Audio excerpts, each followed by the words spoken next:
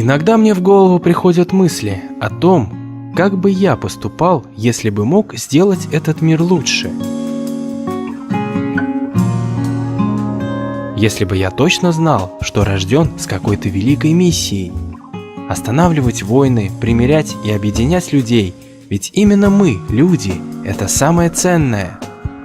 Человек не может быть один.